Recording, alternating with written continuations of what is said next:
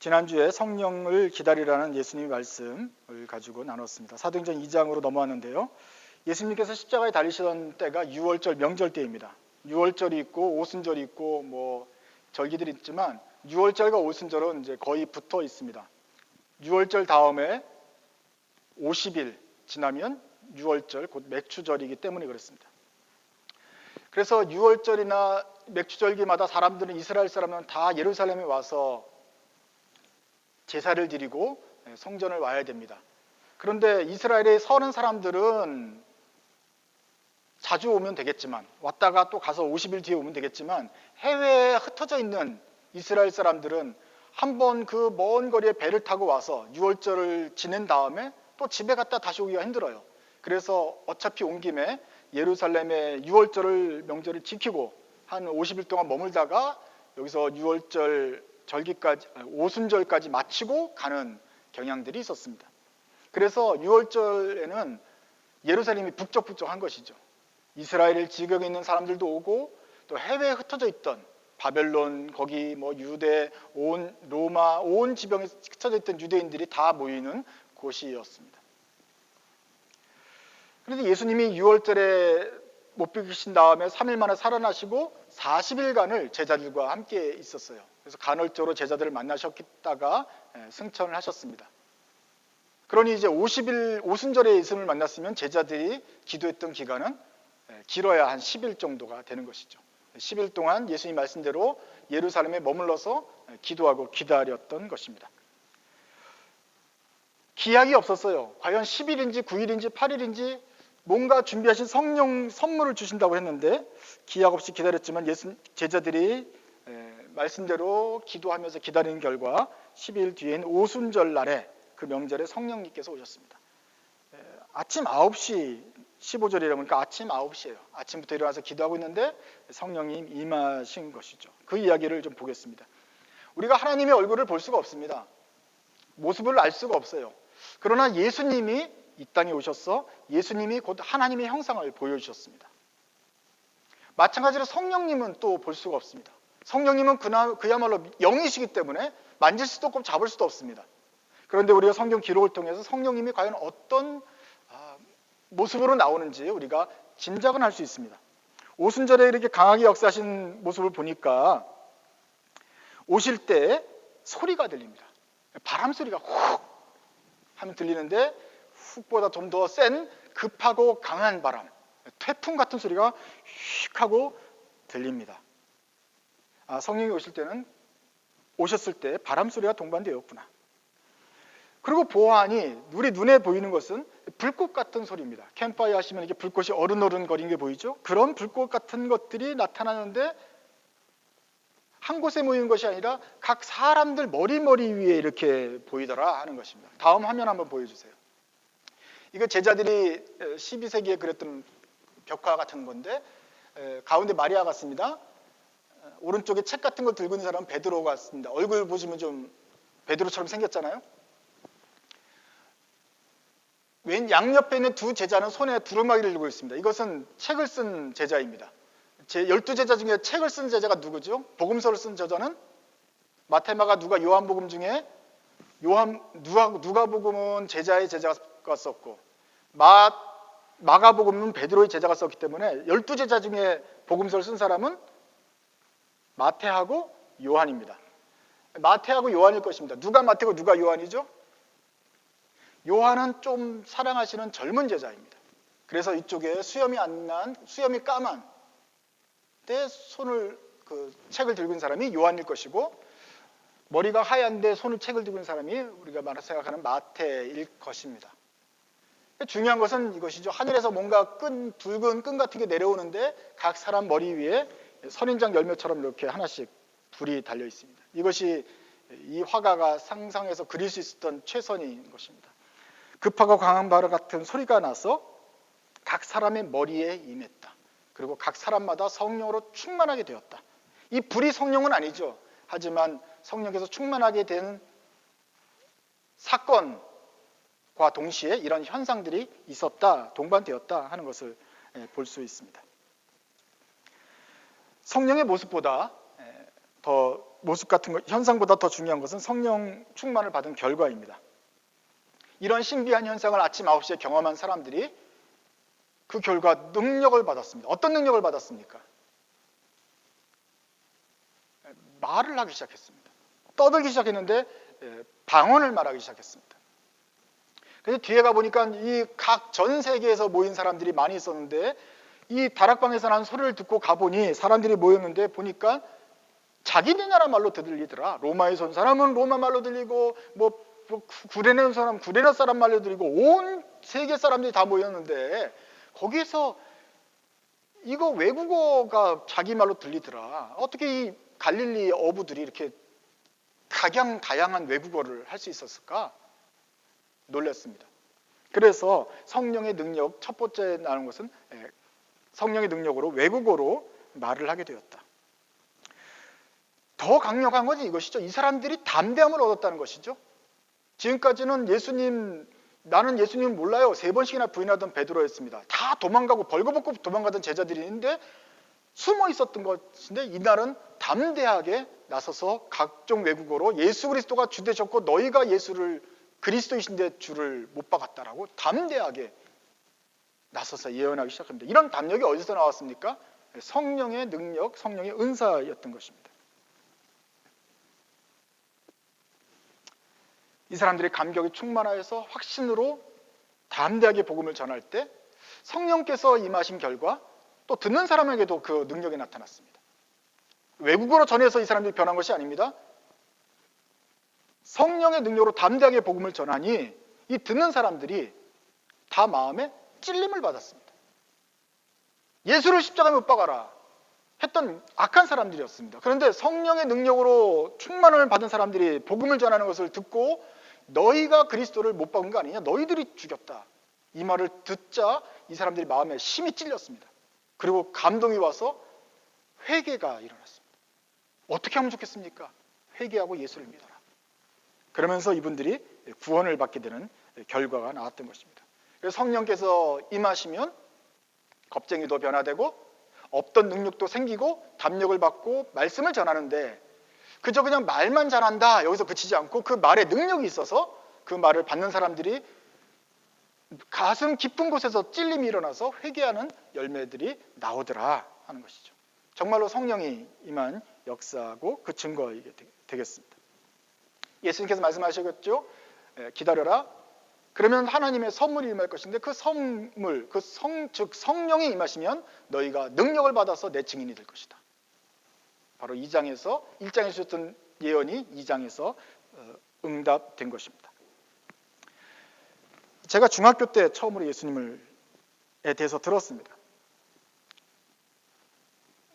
집안에 교회도 안 나가고 그러니까 예수님을 듣고 나서도 잘 몰랐는데 점점 마음속으로 예수님을 따라가고 싶은 생각이 들었습니다. 그리고 예수님을 믿어보고 싶은 생각이 들었는데 그냥 생각만 하고 있었죠. 그런데 그 생각만은 그 기도를 주님이 들으셨던 것 같아요. 3년 뒤쯤에는 교회에 나갈 수가 있게 되었습니다.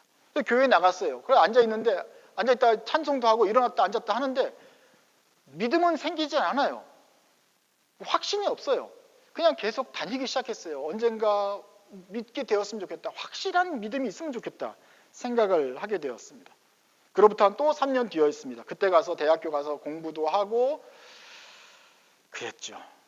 근데 그때는 좀 달랐습니다. 그때는 성경 말씀이 꿀처럼 달더라고요. 그렇게 좋더라고요. 좋으니까 날마다 성경을 읽었습니다. 기도하는 시간이 좋아요. 그래서 기도를 했습니다.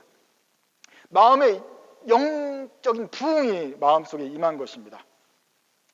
그 한 해 동안은 제가 마치 다닐 때 땅에서 발이 땅에 닿지 않고 그냥 붕 떠서 다니는 그런 시절이었던 것 같습니다.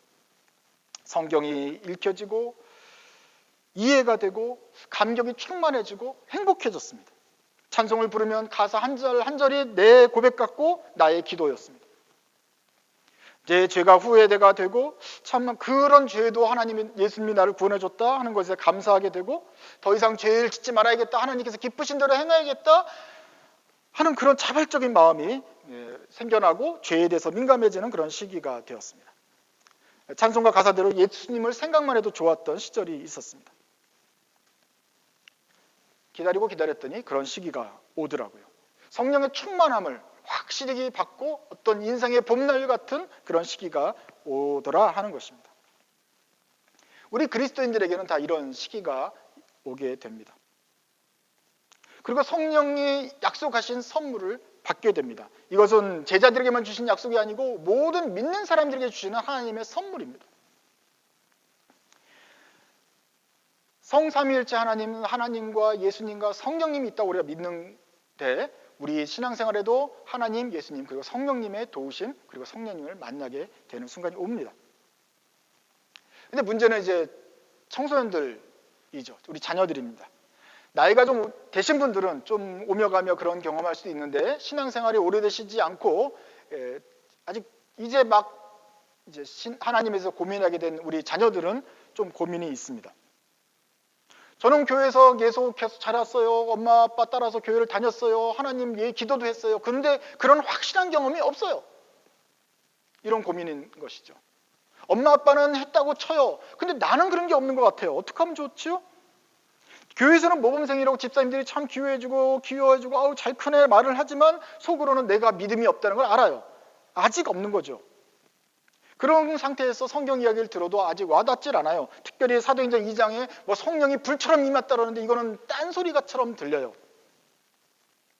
다른 사람들은 예수님 첫사랑 뭐 기억을 하고 간증을 하고 그러는데 이게 나는 경험해 본 적이 없으니까 그 사람과 비교를 하면 과연 내가 구원받은 게 맞나? 내가 크리스찬 맞나? 고민이 되는 것입니다. 그러면서 이제 몇 가지 선택을 합니다. 첫 번째 가능한 선택은 우리 목사님이나 아니면 성령 충만 받았다고 하는 분들을 흉내내는 것입니다. 나도 그분들처럼 할렐루야 좀 이렇게 목소리도 한번 깔아보고 기도할 때 좀 이렇게 경박하게 하지 말고 멋있게 기도해보고 주시옵소서 해보고 기도할 때 손도 한번 이렇게 찬송도 들어보고 표정도 이렇게 싹 이렇게 온화한 표정을 한번 지어볼까? 성경책은 딱 이쪽에다가 들어야 될까? 수련회도 가보고 가서 또 성경 말씀 보라니까 보기도 하고 기도합시다 하면 기도도 한번 해본단 말이에요. 근데 기도를 하니까 어떻게 돼요? 기도하니까 믿음이 생기는 것 같아요. 그렇게 갔다 와서 기도도 해보고 생기는데 갔다 오고 나면 또 다시 돌아가요. 그러니까 흉내를 내는 것이죠. 막 믿음을 짜내어가지고 한번 믿어보려고 노력을 해보는 것이죠. 이렇게 하는 게 맞는 것 같으니까. 그렇지만 그런 외형적인 성령 충만한 같은 것은 금방 사라지지 않아요? 수련회 약발이 기껏해야 2주밖에 안 간다 그러잖아요. 다 사라지고 이거 또 다시 돌아가요. 이거 과연 어떻게 될 것인가? 이런 걸 반복하다 보면 스스로 결정을 냅니다. 이거 나하고는 없는 거구나. 그냥 성령 충만 그런 건 별로 그런 건 없는 것 같아. 그냥 이렇게 사는 거야. 그러면서 성령 충만을 사모하는 마음을 중단해 버립니다. 또 어떤 사람은 아예 시작도 하지 않습니다. 이거 역사는 원래 싫어하는데 이거 교회 히스토리 이것도 싫은 거야. 게다가 사람들이 불을 받았느니 안진병을 일으켰느니 담대해졌느니 이거 그랬는지는 모르겠지만 그건 옛날에 그 사람들 이야기지 나하고는 관련이 없다. 교회는 좋은 것인 거예요. 교회는 와서 좋은 말씀 듣고 착하게 살며 마음의 안정을 누리면서 그러면서 남한테 피해 안 끼치고 잘 살 수 있도록 인도해주는 그런 기관인 것이지 어떤 이런 얼토당토하는 무슨 성령의 충만이라든지 사람이 확 변한다든지 우리가 믿을 수 없는 그런 기적이 일어난다든지 하는 건 없는 거야. 기적은 없으니까 하나님의 기적, 하나님은 계시지만 그렇게까지 우리 삶의 기적을 관심을 보이진 않아. 그러니까 기도를 해도 기도 응답은 바라지 않습니다. 그런데 왜 기도합니까? 마음이라도 편해야 되니까. 좀 이렇게 하면 기도를 하면서 마음이 좀 명상이 되고 마음이 좀 잠잠해지고 판단을 바르게 할 수 있게 되는 그런 효과가 있으니까 기도도 한다. 하지만 과연 이 기도를 했다고 하나님이 응답하실까? 그거는 기대도 하지 않아요. 근데 어쩌다 기도가 응답될 경우도 있어요. 그건 뭡니까? 어쩌다 맞은 거예요. 우연인 거예요. 그냥 랜덤하게 돌아가면서 행이 오는데 그냥 내가 이게 걸린 거지 기도를 해서 걸린 건 아니다고 생각을 해요. 그래도 교회는 좋아요. 딴 데 가는 것보다 마음이 편해요. 그러니까 오긴 와요. 찬송도 불러요. 성령 충만을 노래도 해요. 기도도 해요. 설교도 듣고 아멘도 해요. 하지만 나하고는 상관이 없어요. 마음 수련하고 비슷한 것 같은데 거기는 불교식이 여기는 기독교식인데 나는 기독교식이 좋아서 여기 있는 거예요. 이렇게 살아요. 그냥 상식적으로 좋은 생각 가지면서 그냥 신앙을 가지면 된다. 이렇게 해서 10대를 지나고 20대가 되고 30대가 되고 40대가 50대고 신앙생활을 3, 40년 계속 하면은 어떻게 되겠습니까? 착한 사람이 되고 교회에서는 그냥 온순한 사람으로 좋은 사람을 여겨지겠지만 그 속은 어떻겠습니까? 믿음이 없는데도 아이가 되면 나와서 대표기도 되고 순서가 되면 믿음의 발언을 해야 되는데 믿음도 없이 믿음을 가지십시오라고 말을 하냐니 이게 죽음인 것이죠. 마음이 지옥인 것이죠. 위선이죠. 이런 위선이 없어요. 그러면서 남들도 다 이렇게 위선하겠거니 생각을 해요. 여러분 이렇게 살면 얼마나 비참합니까? 성령, 성부, 성자, 성령을 믿으면서도 그 능력을 체험하지 못하고 기대지 못하면 살면 얼마나 아쉽습니까? 어떤 사람은 또 이렇게 생각해요. 성령을 쫓아다녀야겠다. 성령의 그 간절함을 가지고 성령을 만나야겠다 하면서 성령을 쫓아다녀요. 그래서 여기서는 성령이 없는 것 같아. 막 졸고. 그러니까 일로 가요. 막 뜨거운 것 같아요. 그러니까 뜨거운 것 같으니까 막 가요. 뜨겁다고 시끄럽다고 성령이 있는 건 아닌데 어쨌거나 조용한 것보다는 뜨거운 게 맞는 것 같으니까 소문이 났으니까 거기 가서 막 찾아봐요. 근데 없는 것 같아요. 아직 마음이 차질 않아요. 그럼 또 다른 곳에 가서 성령이 어떤 그게 없는가 거기 옆에 가면 볕이라도 떼면 나도 좀 성령 충만을 받을 수 있을까 하고 뜨겁다고 소문난 데를 막 쫓아다녀요. 쫓아다닌다고 성령이 만날 수 있는 것입니까? 예수님께서 성령을 쫓아다녀라고 말하고 계십니까? 과연 성령님은 어떻게 만나게 되는 것인가? 잠언에 보면 지혜를 말하는데 아들아 지혜를 찾아 나서라. 지혜를 찾아라 그래요. 찾고 찾으면 찾게 된다. 구하면 주시겠다 약속하신 것처럼 하나님께서 준비하신 그 선물을 너희들이 간절한 마음으로 찾고 기다리고 갈망하면 만나게 된다고 말씀을 하세요.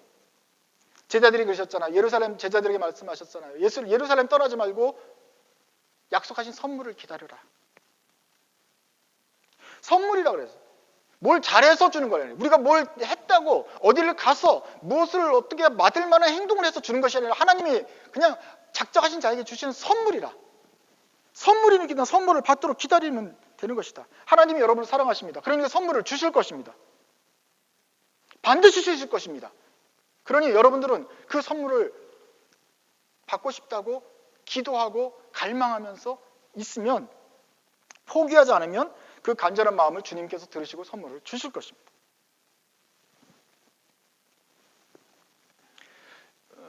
각 교파마다 특색이 있어서 특별히 성령을 강조하는 그 교파가 있는데 그게 순복음 교파. 성령을 강조하지만 이단이 아닙니다. 그러나 자칫 성령을 오해하는 이단도 있습니다. 어떤 사이비가 있는데 성령 충만을 준다 그래요. 그래서 다 와가지고 받으라 그래요. 내적 치유를 한다 그러고 뭐 부흥 기도를 한다 그러고 다 모여가지고 하는데 성령을 받으래요. 성령을 받을 수 있는 겁니까? 성령을 이렇게 만져가지고 던질 수 있는 겁니까? 그럼 여러분은 탁 받아요? 모르는 옷을 막 확 던지면 성령 받아라 그래서 여러분 확 넘어가고 이것이 성령이 아니죠. 그건 성령은 어디 가서 산에 가서 구해올 수 있는 어떤 그런 물질이 아닙니다. 만약에 그랬다 한다면 여러분들을 우리 엄마 아빠들이 얼마나 사랑하고 새벽마다 기도하세요? 그러면 여러분 잘 되라고 기도하시고 성령 충만 받아서 변화되면 좋으니까 그럼 여러분들이 어머니 아버지가 벌써 산에 가서 그걸 구조해 왔을 거예요. 그 줬을 거란 말이에요. 근데 못 주는 이유는 목사가 여러분을 다 성령 충만 받게 하시는 내가 못 주는 이유는 성령은 그렇게 할 수 있는 게 아니기 때문에 그렇습니다. 어떤 사람들은 잘못 알고 있는지 몰라도 성경은 그렇게 가르치지 않습니다. 성령님은 보이지 않는 하나님이고 하나님의 영이시고 우리가 이래라 저래라 할 수가 없는 분이죠. 요한복음 3장입니다. 요한복음 3장 예수님께서 계실 때 니고데모라는 사람이 예수님을 찾아왔습니다. 선생님이 하는 일을 보니 정말로 하나님이 보내신 선지자 맞습니다. 하나님께서 함께 하시는 임마누엘이 아니고는 이런 일이 일어날 수 없기 때문입니다. 선생님 존경합니다. 예수님이 이렇게 말씀하세요. 그래, 새롭게 태어난 사람만이 하나님의 나라를 볼 수 있는 것이야. 니고데모가 여기서 헷갈렸습니다. 새롭게 태어나다니, born again 하다니, 거듭나다니, 이게 무슨 말입니까? 엄마 뱃속에서 나왔는데, 내가 이렇게 컸는데 또다시 들어가서 또다시 나와야 두 번 태어나는 겁니까? 어떻게 거듭납니까? 두 번 태어납니까? born again이 도대체 무슨 말입니까? born again 해야 하나님 나라를 볼 수 있다는데 제가 하나님 나라를 볼 수 있습니다. 어떻게 봐야 됩니까? 어떻게 들어갔다 나올까요? 예수님이 육체가 아니고 지금 영을 얘기하는 거예요. 영적인 이야기를 하는 거다. 어떻게 사람 몸이 들어갔다 나오냐? 영으로 거듭나는 거다. 영으로 새롭게 태어나는 것이다. 우리 영혼이 물과 성령으로 거듭나는 것, 이걸 말하는 것이다. 그래야 하나님 나라를 볼 수 있는 것이다. 그러면서 바람 얘기를 하세요.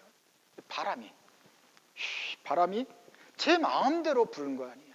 방향도 제 마음대로, 불고 싶을 때도 제 마음대로, 세기도 제 마음대로, 자기 마음대로 왔다가 갔다 가면서 바람이 부는 것을 너희가 느끼는 것처럼 성령으로 태어나는 사람도 이와 같다. 바람처럼 분다는 거죠. 성령으로 태어나고 싶다, 거듭나고 싶다, 구원받고 싶다, 우리 애들이 성령으로 충만하고 싶다. 근데 바람처럼 부는 것이다.